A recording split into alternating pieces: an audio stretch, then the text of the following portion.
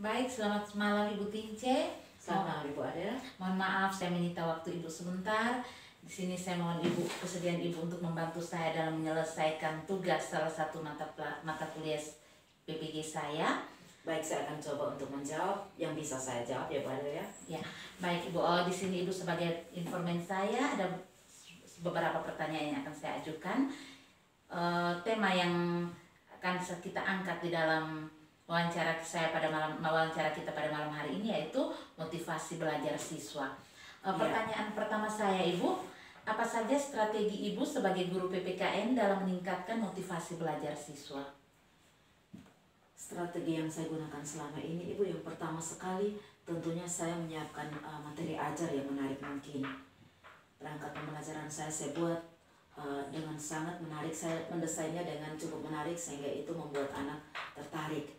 Yang kedua, saya juga menggunakan metode pembelajaran yang cukup bervariasi dan itu biasanya tergantung dengan kondisi siswa di dalam kelas, seperti itu. Dan yang ketiga itu biasanya dalam menyajikan materi pembelajaran itu juga Ibu saya menggunakan IT. Contohnya dalam pembelajaran saya hadirkan video-video singkat yang sesuai dengan materi ajar saat itu, ataupun mungkin saya menggunakan PowerPoint dengan gambar-gambar yang menarik sehingga anak tertarik saat melihat gambar-gambar itu. Itu yang saya buat selama ini Bu. Oke, baik, terima kasih Ibu Tinja. Berikut pertanyaan keduanya. Ya. Apa saja faktor pendukung dan faktor penghambat dalam meningkatkan motivasi belajar siswa yang selama ini Ibu temui di kelas Ibu? Kalau faktor pendukung itu ada dua, begitu juga faktor penghambatnya itu ada dua menurut saya. Kalau faktor pendukung itu yang pertama itu ada internal, ada eksternalnya. Kalau internal itu berasal dari dalam diri siswa itu sendiri. Biasanya siswa itu sudah siap secara fisik dan psikis untuk mengikuti pembelajaran saat itu.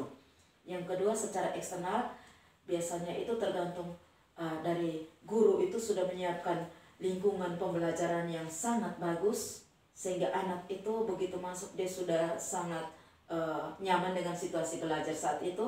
Dan yang kedua, guru menggunakan metode pembelajaran yang cukup bervariasi sehingga anak itu tidak monoton dalam mengikuti pembelajaran.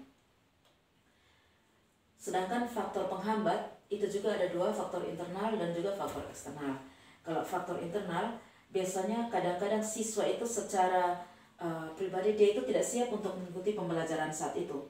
Itu biasanya ada saja faktor-faktor lain mungkin dari rumah sudah seperti apa.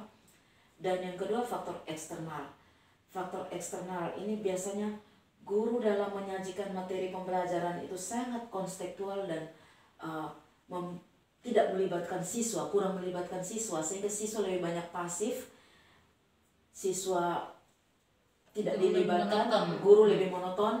Dan kadang-kadang guru itu tidak menggunakan materi yang variasi sehingga terkesannya guru itu mengejar materi untuk cepat habis, tidak memperhatikan keaktifan siswa, tidak melibatkan siswa sama sekali. Itu yang sering terjadi yang saya alami. Oke, baik Ibu. Mungkin pertanyaan ketiga saya dan sebagai pertanyaan terakhir juga ya. Bagaimana cara Ibu mengatasi faktor-faktor penghambat yang tadi sudah Ibu sebutkan tadi?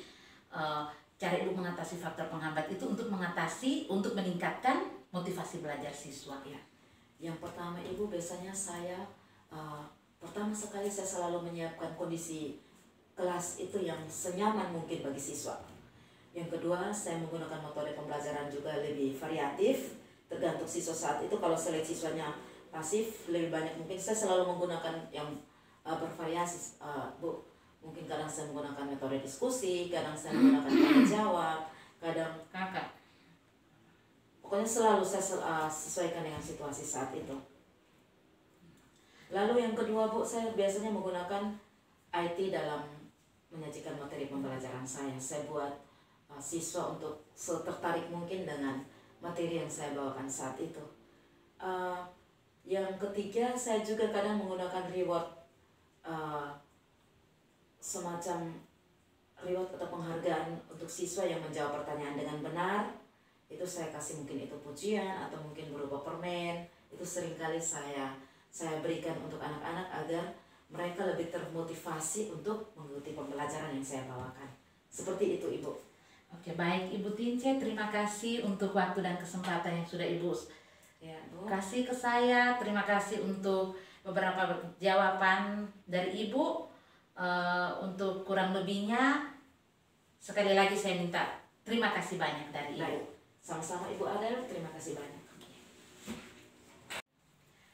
Baik, selamat malam Ibu Tince. Selamat malam Ibu Adel. Mohon maaf saya menyita waktu Ibu sebentar.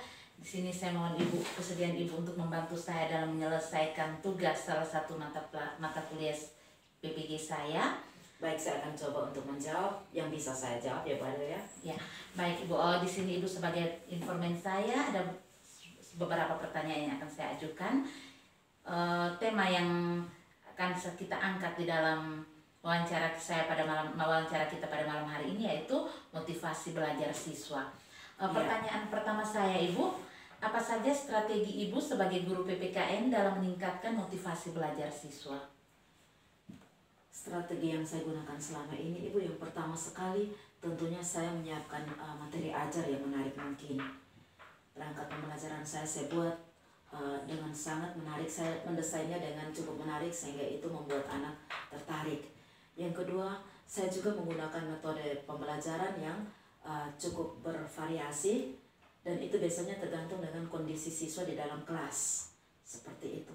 Dan yang ketiga itu biasanya dalam menyajikan materi pembelajaran itu juga Ibu saya menggunakan IT. Contohnya dalam pembelajaran saya hadirkan video-video singkat yang sesuai dengan materi ajar saat itu, ataupun mungkin saya menggunakan PowerPoint dengan gambar-gambar yang menarik sehingga anak tertarik saat melihat gambar-gambar itu. Itu yang saya buat selama ini, Bu. Oke, baik, terima kasih Ibu Tince. Berikut pertanyaan keduanya. Ya. Apa saja faktor pendukung dan faktor penghambat dalam meningkatkan motivasi belajar siswa yang selama ini Ibu temui di kelas Ibu? Kalau faktor pendukung itu ada dua, begitu juga faktor penghambatnya itu ada dua menurut saya. Kalau faktor pendukung itu yang pertama itu ada internal, ada eksternalnya. Kalau internal itu berasal dari dalam diri siswa itu sendiri. Biasanya siswa itu sudah siap secara fisik dan psikis untuk mengikuti pembelajaran saat itu. Yang kedua, secara eksternal, biasanya itu tergantung dari guru itu sudah menyiapkan lingkungan pembelajaran yang sangat bagus, sehingga anak itu begitu masuk dia sudah sangat nyaman dengan situasi belajar saat itu. Dan yang kedua, guru menggunakan metode pembelajaran yang cukup bervariasi, sehingga anak itu tidak monoton dalam mengikuti pembelajaran. Sedangkan faktor penghambat itu juga ada dua, faktor internal dan juga faktor eksternal. Kalau faktor internal, biasanya kadang-kadang siswa itu secara pribadi dia itu tidak siap untuk mengikuti pembelajaran saat itu. Itu biasanya ada saja faktor-faktor lain mungkin dari rumah sudah seperti apa. Dan yang kedua faktor eksternal. Faktor eksternal ini biasanya guru dalam menyajikan materi pembelajaran itu sangat konstekstual dan tidak melibatkan siswa, kurang melibatkan siswa, sehingga siswa lebih banyak pasif, siswa tidak dilibatkan, guru lebih monoton, dan kadang-kadang guru itu tidak menggunakan materi yang variasi, sehingga terkesannya guru itu mengejar materi untuk cepat habis, tidak memperhatikan keaktifan siswa, tidak melibatkan siswa sama sekali.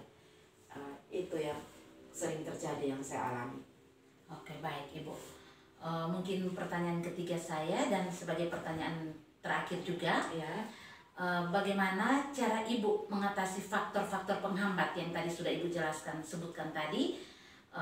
Cara Ibu mengatasi faktor penghambat itu untuk meningkatkan motivasi belajar siswa. Ya. Yang pertama Ibu, biasanya saya pertama sekali saya selalu menyiapkan kondisi kelas itu yang senyaman mungkin bagi siswa. Yang kedua, saya menggunakan metode pembelajaran juga lebih variatif, tergantung siswa saat itu. Kalau saya lihat siswanya pasif, lebih banyak mungkin saya selalu menggunakan yang bervariasi, Bu. Mungkin kadang saya menggunakan metode diskusi, kadang saya menggunakan tanya jawab, kadang Kakak. Pokoknya selalu saya sesuaikan dengan situasi saat itu. Lalu yang kedua Bu, saya biasanya menggunakan IT dalam menyajikan materi pembelajaran saya. Saya buat siswa untuk setertarik mungkin dengan materi yang saya bawakan saat itu. Yang ketiga, saya juga kadang menggunakan reward, semacam reward atau penghargaan untuk siswa yang menjawab pertanyaan dengan benar. Itu saya kasih, mungkin itu pujian atau mungkin berupa permen. Itu seringkali saya berikan untuk anak-anak agar mereka lebih termotivasi untuk mengikuti pembelajaran yang saya bawakan. Seperti itu Ibu. Oke, baik Ibu Tince, terima kasih untuk waktu dan kesempatan yang sudah Ibu kasih ke saya. Terima kasih untuk beberapa jawaban dari Ibu. Untuk kurang lebihnya, sekali lagi saya minta terima kasih banyak dari Ibu. Sama-sama Ibu Adel, terima kasih banyak.